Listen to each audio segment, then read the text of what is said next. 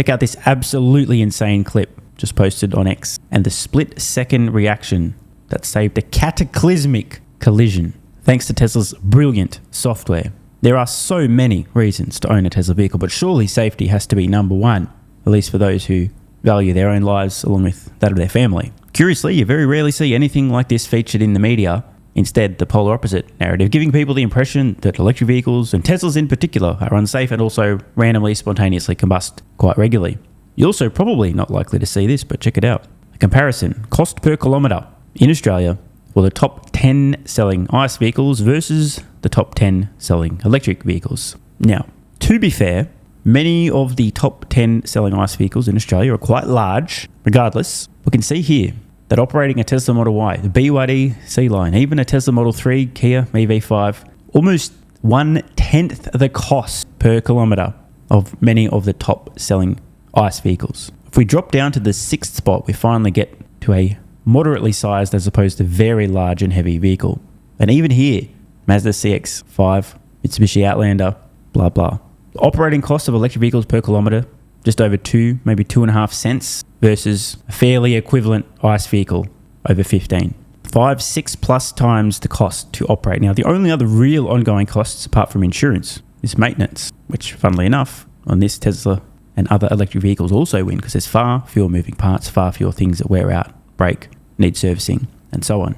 There is no coming back from here for internal combustion engine vehicles. More and more consumers become aware of the thing that actually matters, not the sticker price, but the actual total lifetime ownership cost. The shift towards electric vehicles will continue. And on that note, and continuing with Australia, via Sawyer Merritt on X, the Tesla Model 3 and Model Y were the top 2 best-selling used electric vehicles in Australia in March 2026, as used EV sales went up 138% from February, as cost-conscious Australians ditch petrol and diesel in favour of cheaper alternatives. Now, I have noticed this personally.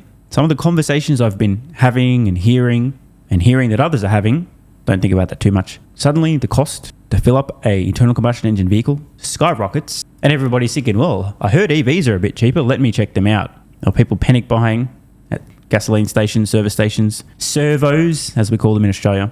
Finally, people experience enough pain to think, hang on, let me check out these EVs. Now, I don't know if this is the major tipping point, but I can tell you for sure that electric vehicles have now entered the consciousness of many people, at least in Australia, who previously would never have even considered them. A whopping 7,557, it's a very small market, used EVs were sold in March in Australia, in one of the most significant shifts seen in the segment to date. Supply tightened, falling by 38%. And this left the market with just 28.5 days of supply, which is way below 60 to 90 day average. We can see this chart on screen now, really visually summing things up. Does anyone know what happened between February and March other than fuel costs soaring? Oh wait, no, that was it, just fuel costs soaring. Seems that consumers respond better to pain than they do advertising. To really drive this point home, pun intended, we're looking at the 12-month average fuel cost in New South Wales, which is close enough to representative of Australia. From a near 12-month low in February, we'll see a huge increase, at least relative to previous movements in different months. It's only up about 30 or so %, yet compared to what people are used to paying, this was so much of an increase that we caused a huge knock-on effect, a surge in people looking for, thinking about, and actually buying electric vehicles. Might this have some implications for autonomy? Spoiler alert, you fucking bet. There's a very clear and direct relationship between fuel costs increasing and a huge number of people purchasing used electric vehicles. What happens when consumers start to discover, as robotaxis have started to roll out and scale up city after city after city, that they can use a robotaxi whenever they wish, and the cost to do so is actually more affordable, meaningfully so, than owning a vehicle, insuring their vehicle, recharging or refueling their vehicle, having somewhere to park and or garage their own vehicle.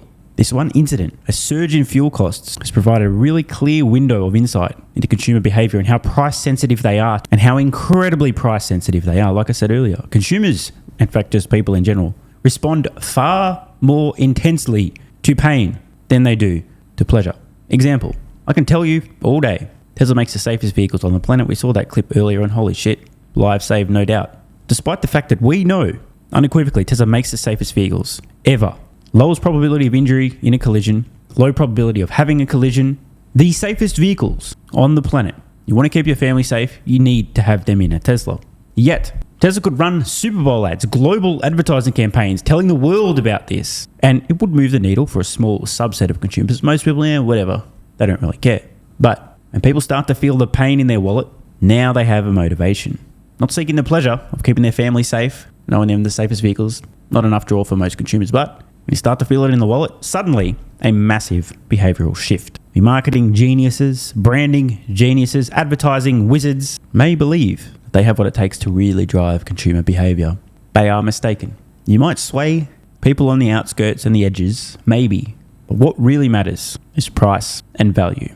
What does something cost and what do I get? If it turns out an electric vehicle is equivalent in terms of what you get, it would be the same job as an internal combustion engine vehicle, but has meaningfully lower costs to own and operate, squeeze consumers enough, suddenly they see the light. Everything else is noise. In case you guys missed it yesterday, we saw some data that Tesla, the company Tesla alone, outsold every other electric vehicle in the United States combined in the first quarter of 2026. But drilling down a little bit to pickup trucks, despite being down 45% year over year, Tesla Cybertruck still took out the number one spot. Number two, Ford's F-150 Lightning, which has recently been discontinued, selling just over 2,000 units. Here's Ford CEO Jim Farley back in August 2022, just prior to Cybertruck ramping production, who had this to say. We're really on a mission at Ford to lead an electric and digital revolution. Not to be too hard on Mr. Farley, but I don't think he believed that at the time. But talk's cheap. Telling your consumers we're really on a mission to lead electric vehicles, digital revolution, buzzword. Today, he'd probably be saying AI. Talk's cheap. Saying one thing, cool. Produce a product at a great price point that consumers can afford. That's what matters, not the talking part. For many, not few, and I have to say, the shining light for us at Ford is this beautiful Lightning made right down the road in Dearborn, right here in the state of Michigan. And as we know, that shining light has since been extinguished. Rest in peace, the Ford F-150 Lightning. Made right down the road in Dearborn, right here in the state of Michigan, already the leader of all EV pickup trucks. Again, the context kind of important here. Pretty easy to be the leader in electric pickup trucks before Cybertruck has even ramped and begun selling to consumers. But that's not where this hilarious and unfortunate clip ends. Already the leader of all EV pickup trucks in our industry in the United States. Take that, Elon Musk. Well, that is extremely awkward. Want more content? Early access? Bunch of perks? Click the links in the pinned comment. AG1 has been part of my daily health protocol for almost half a decade. It's packed full of vitamins and minerals and helps me fill in nutritional gaps while supporting energy, digestion, and immune function. It also has prebiotics and probiotics to promote gut health. I take my health very seriously, and so should you. Try AG1 today by visiting drinkag1.com/SMR or click the link in the pinned comment and enjoy a free welcome kit with vitamin D3 plus K2 and AG1 travel packs. That's drinkag1.com/SMR.